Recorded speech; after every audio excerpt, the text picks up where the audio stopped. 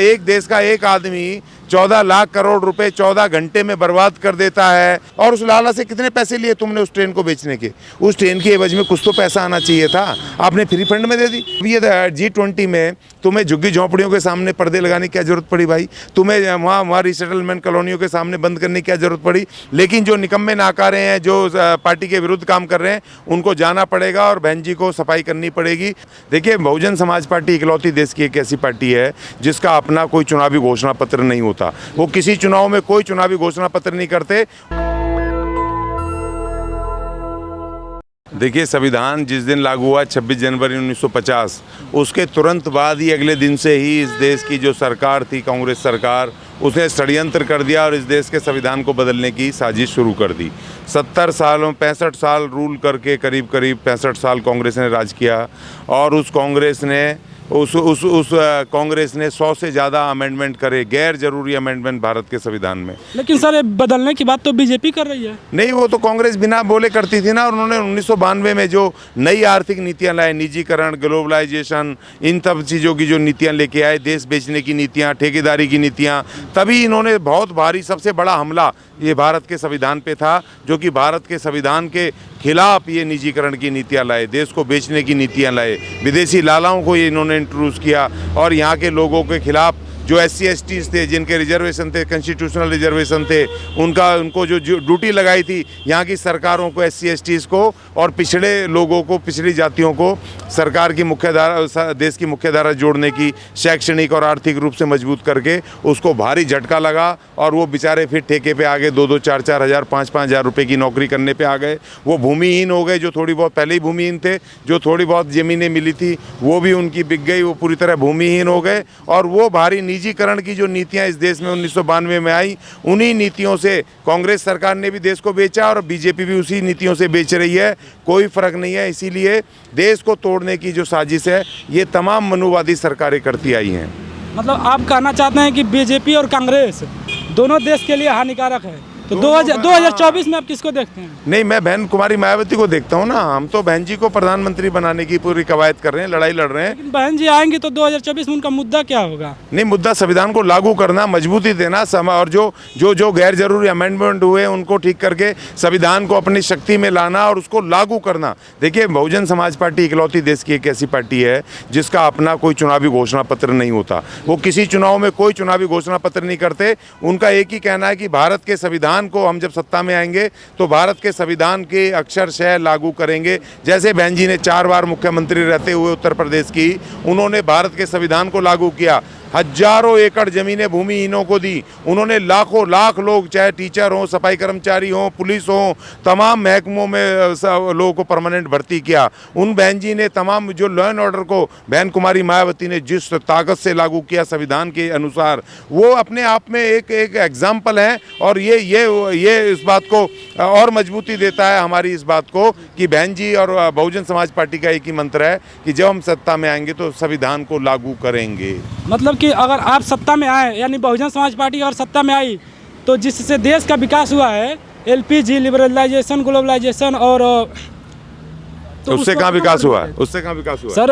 उस समय तो देश में मतलब कि IMF के पास चली गई थी। प्रॉपर्टी को बेचना, अपनी प्रॉपर्टी को बेचना, दुनिया के सामने बेच के कर्जा उतारना, तो ये तो निपुतों का काम है। जो नाकारे होते हैं ना, तुम्हारे पिताजी ने अगर कोई कर्जा छोड़ा है तो उसको अपने घर वर बेच करके, या बाप ने जो कमाया था उसको बेच करके उतारोगे क्या? देश को बेच करके, निजीकरण की नीति से देश को बेच करके तुम ठाट बाट बना करके घूम रहे हो, लोगों को सोने की चांदी में चम्मचों से खाना खिला रहे हो। तो डूब मरो अपने बाप की कमाई को, माँ बाप की कमाई को बेच करके अपने बेच रहे हो। तो जो कांग्रेस ने किया उस समय की नरसिम्हा राव सरकार ने, इस देश के जो संसाधनों को बेचने का, इस देश की जमीन को, धरती को, इस देश के जो भी हमारे वो थे, जो सरकारी तंत्र था, उसको बेच करके कर्जा उतारने की नीति को, इस देश के सोने को गिरवी रख करके उसको कर्जा उतारने के, विदेशी कर्जा उतारने के जो उन्होंने पहल की, वो इस देश के संविधान के विरुद्ध था। और दूसरी बात, भैया भ्रष्टाचार क्यों नहीं रोका? भ्रष्टाचार, एक देश का एक आदमी 14 लाख करोड़ रुपए 14 घंटे में बर्बाद कर देता है। 14 लाख करोड़ रुपए, आपको पता है इस देश का, हमारे देश का 2023-24 का एनुअल बजट क्या पता है आपको? 45 लाख करोड़ रुपए, और एक आदमी 14 लाख करोड़ रुपए 14 मिनट में उड़ा देता है। तो आप ये देख लो, 1/3 एक आदमी उड़ा रहा है, बाकी 150 करोड़ कहाँ जाएंगे? देखिए, इस देश में भ्रष्टाचार क्यों नहीं खत्म करते आप? जिस दिन इस देश में भ्रष्टाचार खत्म हो जाएगा, उस दिन ये देश दुनिया की महाशक्ति बन जाएगा। क्योंकि इस देश के अंदर सिर्फ एक ही है, कांग्रेस ने लूटा, जम के लूटा, दुनिया भर के इनके ऊपर इल्जाम लगे हैं, आपको पता है। देखिए, हाँ, तो देखिए, ठीक है सर, एक मिनट जी। जो कांग्रेस ने लूटा, बीजेपी ने लूटा, सब बात ठीक है, लेकिन आप एलपीजी पर नहीं बात कर रहे हैं। जो लिबरलाइजेशन है, ग्लोबलाइजेशन है, जब बीएसपी की सरकार आएगी तो इसको ख़त्म कर दिया जाएगा। जी नहीं, बिल्कुल बिल्कुल। देखिए, नई आर्थिक नीतियाँ 1992 की जो नई आर्थिक नीतियाँ उनको ख़त्म करके देश की जो संविधान के अंदर जो इस देश के हित में जो नीतियाँ होंगी, इस देश के नागरिकों के हित में जो नीतियाँ होंगी, वो नई नीतियाँ लाई जाएंगी और उससे देश चलाया जाएगा, संविधान अनुसार चलाया जाएगा, और देश को हम शक्ति से मजबूत करेंगे। भारत के संविधान, देखिए, भारत के संविधान के आर्टिकल 39 में लिखा है बाबा साहब ने कि इस देश के जो संसाधन है, सरकारी संसाधन है, प्राकृतिक संसाधन है, जो भी है, वो इस तरह से ना वो उसका आप वो करें डिस्ट्रीब्यूशन की चंद लोगों के हाथ में आ जाए, उस तरीके से करें कि उसका मुनाफा, उसका फायदा देश के एक एक नागरिक को मिले, एक एक नागरिक को मिले, पूरा इस तरह से डिस्ट्रीब्यूशन होना चाहिए। लेकिन इन्होंने क्या किया, चंद लोगों के हाथ में कर दिया और बचा कुचा विदेशियों को बेच दिया। अब बेच करके, अब एक बात बताइए, 18 हज़ार करोड़ की एयर इंडिया इन्होंने बेचा टाटा को, और उसमें से उन्होंने सारा सरकारी बैंकों से कर्जा दे दिया उसको। अरे भाई, ऐसा क्या बेचना हुआ? अभी मैं कल ट्रेन में आ रहा था, कौन सी तेजस एक्सप्रेस राजधानी, वो तेजस एक्सप्रेस में खाली वो लगा हुआ है, उसका तेजस का उसका लगा दिया ठेके पे, पटरी भारत सरकार की, ट्रेन भारत सरकार की, उसका टिकट IRCTC भारत सरकार उसका बुक करती है, उसमें जो TT है वो भारत सरकार का, उसमें जो कर्मचारी हैं वो भारत सरकार के, और उसमें सीटें भी वैसे ही हैं, व्यवस्था सब भारत सरकार की। सिर्फ एक लाला के घर अब मुनाफा उसके घर पहुंच जाएगा, सिर्फ तेजस लिख दिया कि निजी हो गया, प्राइवेट हो गया। उसमें क्या बदला भाई, क्या बदला? और उस लाला से कितने पैसे लिए तुमने उस ट्रेन को बेचने के?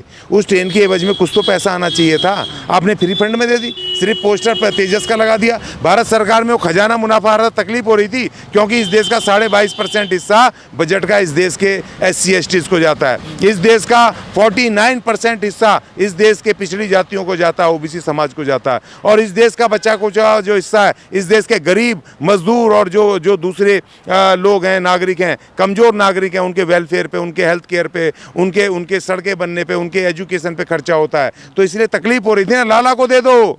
यहाँ टूटी सड़कें हो, कोई जैसे अब ये G20 में तुम्हें झुग्गी झोंपड़ियों के सामने पर्दे लगाने की क्या जरूरत पड़ी भाई? तुम्हें वहाँ रिसेटलमेंट कॉलोनियों के सामने बंद करने की क्या जरूरत पड़ी? क्यों? क्योंकि वो दिखना नहीं चाहिए। अगर उस पैसा अगर तेजस की जगह है, उस पैसे को भारत सरकार में आएगा तो उससे सड़कें बनेंगी, स्कूल खुलेंगे, स्कूल बढ़िया चलेंगे, वहाँ पर हेल्थ केयर बढ़िया होगा, लोगों के जीवन में बदलाव, पक्की नौकरियाँ मिलेंगी, लोगों को 50,000 पगार मिलेगी, तो लोगों का जीवन स्तर बदलेगा। तो वो नहीं करोगे, आप लालाओं को दे दोगे बेवजह में, बिना कुछ करे, फ्री फंड में। उधर बैंकों से पैसा दिलवा दिया, सरकारी बैंक में किसका पैसा होता है? मेरा पैसा होता है, आम मजदूर का पैसा होता है, गरीब का होता है, जो 100 रुपये, 200 रुपये, 500 रुपये अपनी पगार से बचाता है। उस पैसे को जनता के इनको लालाओं को दे करके उधर संसाधन दे दिए, उधर कंपनी दे दी, उधर पैसा भी दे दिया। सर, एक लास्ट क्वेश्चन, आखिर बीएसपी के नेता ही बीएसपी को छोड़ के क्यों जा रहे हैं? नहीं, देखिए, छोड़ के नहीं जा रहे हैं, उनको जा रहे हैं तो अच्छी बात है, लोकतंत्र जाओ, लेकिन जो निकम्मे नाकारे हैं, जो पार्टी के विरुद्ध काम कर रहे हैं, उनको जाना पड़ेगा और बहन जी को सफाई करनी पड़ेगी। क्योंकि अब हम किसी भी हालत में जो बेकार नाकारे नेता हैं और जो पार्टी के विरुद्ध काम कर रहे हैं उनको बर्दाश्त नहीं करेंगे। हमें सत्ता चाहिए और हमें लड़ाके चाहिए, ईमानदार कार्यकर्ता, ईमानदार नेता चाहिए। नेशनल दस्तक की आपसे गुजारिश है कि अगर इसको बचाना चाहते हैं तो नेशनल दस्तक को सब्सक्राइब करने के लिए रेड कलर के सब्सक्राइब बटन को दबाएं, फिर बेल आइकन की घंटी दबाएं। नेशनल दस्तक को बचाने के लिए बहुत जरूरी है कि हर खबर को शेयर करें, लाइक करें, कमेंट जरूर करें।